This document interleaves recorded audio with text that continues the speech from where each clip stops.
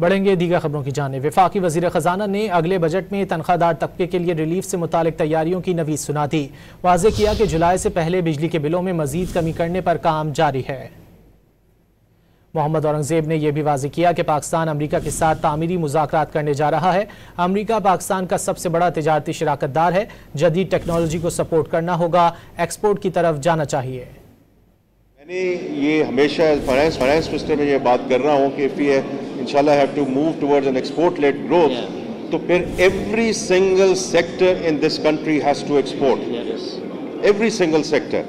اور اس میں یہ جو آج میں نے دیکھا ہے it gives me a lot of encouragement انشاءاللہ کہ ہمارے پاس اس قسم کے پروڈکٹس ہیں کہ انشاءاللہ یہ انٹرنیشنلی کمپیٹیٹو ہوں اور گلوبل برانڈز بن سکیں انشاءاللہ تعالیٰ as we go forward۔ وفاقی وزیر خزانہ نے اگلے بجٹ میں تنخواہ دار طبقے کے لیے ریلیف سے متعلق تیاریوں کی نوید سنا دی۔ واضح کیا کہ جولائی سے پہلے بجلی کے بلوں میں مزید کمی کرنے پر کام جاری ہے۔